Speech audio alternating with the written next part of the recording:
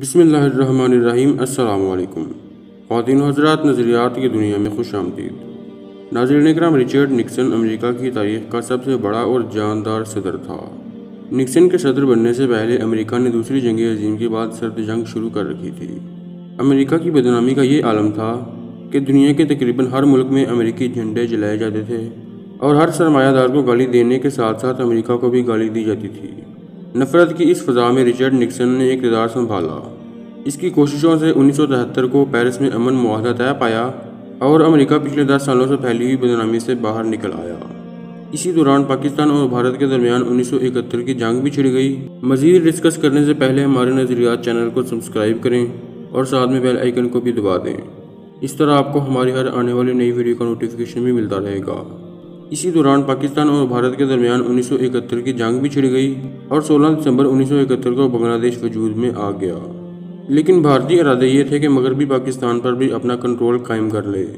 روس اس معاملے میں بھارت کا ساتھ دیتا تھا اور یوں برصغیر پاک و ہند اور ایشیا میں اپنے اثر و رسوخ بڑھنے کا انتظار بھی کر رہا تھا۔ مگر اس وقت پاکستان امریکہ کے لیے بہت اہم ملک بن چکا تھا۔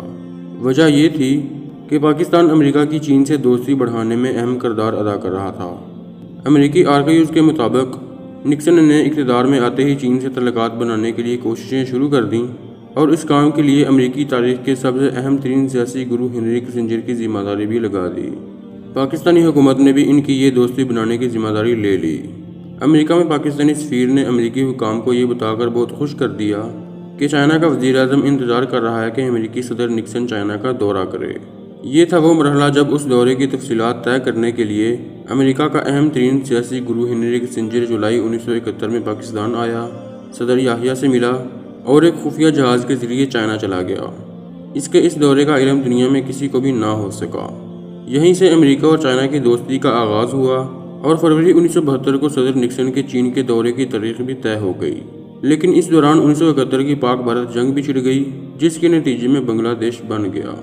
امریکہ کے لیے مغربی پاکستان کا بچنا اس وقت بہت ضروری ہو گیا تھا۔ ناظرین اکرام، جنگ کے دوران کے آرکائیوز کا مطالعہ کریں تو حیران کن باتیں سامنے آتی ہیں۔ نکسن کی اندرا گاندھی کے ساتھ 5 نومبر 1971 کو ملاقات ہوئی۔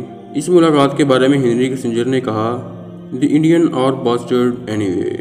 They are starting a war there, while the bitch Indra Gandhi, she will not be able to go home and say that United States did not give her a warm reception, and in despair she is got to go to war." جس کا اردو ترجمہ کچھ اس طرح ہے، بھارتی بہرحال حرامی ہیں، یہ وہاں ایک جنگ شروع کرنے والے ہیں۔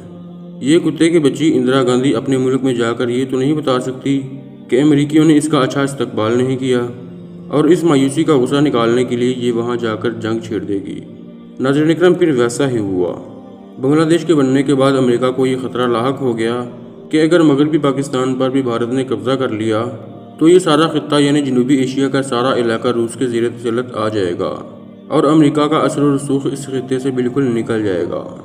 نکسن نے 10 دسمبر کو روسی صدر برژنیف کو ہاٹ لائن میسج کیا کہ وہ انڈیا کو جنگ شروع کرنے سے منع کرے، لیکن ایسا نہ ہو سکا۔ 16 دسمبر 1971 کو جب پاکستانی افواج نے ہتھیار ڈال دیے تو برژنیف کی طرف سے امریکہ کو جواب آیا کہ اب بھارت مغربی پاکستان پر حملہ نہیں کرے گا، مگر حملے پھر بھی جاری رہے۔ اس دوران نکسن نے دنیا بھر میں اپنے تمام فوجی اڈوں اور خصوصاً اردن اور ایران میں جہازوں پر اسلحہ لاد کر انہیں تیار کیا اور اس کی ویڈیو بنا کر بھارتی سفیر کو پہنچا دی اور کہا کہ اگر جنگ نہ رکی تو ہم پاکستان کو یہ اسلحہ فراہم کرنا شروع کر دیں گے۔ اس کے بعد اگلے دن ہی اندرا گاندھی نے جنگ بندی کا اعلان کر دیا۔ اس جنگ بندی کے بعد فروری 1972 میں رچرڈنکسن چین جا پہنچا۔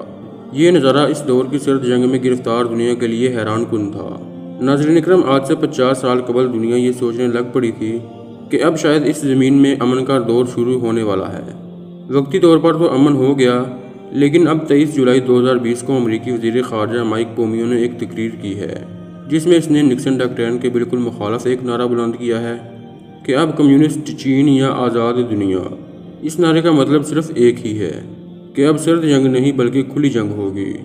ناظرین اکرام، یہ یہود و نصارہ اور لبرل لوگ طاقت کی جنگوں میں کسی کے سگے بھی نہیں ہوتے۔ آج سے 50 سال پہلے جو امریکہ چائنا کے ساتھ دوستی کے لیے ترلے کر رہا تھا، آج وہ خود چائنا کے ساتھ جنگ کی تیاریوں میں مصروف ہے۔ کل تک جو پاکستان جو امریکہ کے لیے بہت اہم تھا، جس پاکستان نے افغانستان کے طالبان کے ساتھ جنگ میں امریکہ کا بھرپور ساتھ دیا تھا، پاکستان کے 3 ہوائی اڈے امریکی فوج کے حوالے کر دیے تھے۔ اسی امریکہ نے پاکستان کے ڈاکٹر عافیت صدیقی کو اغوا کر کے امریکی جیل میں بند کر دیا، اور آج وہی امریکہ پاکستان سے ڈو مور کا مطالبہ کر رہا ہے۔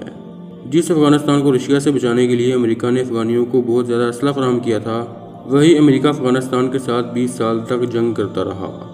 اگر امریکہ پاکستانیوں کا اتنا ہی سگا ہوتا تو آج تک کشمیر کو کیوں آزاد نہیں کروا رہا؟ وجہ صرف ایک ہی ہے کہ یہ لوگ صرف اپنی طاقت کے لیے ہی دوستی اور دشمنی رکھتے ہیں۔ تو ہمارے حکمرانوں کو کیا ضرورت پڑی ہے ان کے تلوے چاٹنے کی؟ ناظرین اکرام، اگر آپ کو ہماری یہ ویڈیو اچھی لگی ہے تو ویڈیو کو لائک کرنے کے ساتھ چینل کو سبسکرائب ضرور کر لیں اور ساتھ میں بیل آئیکن کو بھی دبا دیں۔ اس طرح آپ کو ہماری ہر آنے والے نئی ویڈیو کا نوٹیفیکیشن بھی ملتا رہے گا۔ السلام علیکم ورحمۃ اللہ وبرکاتہ۔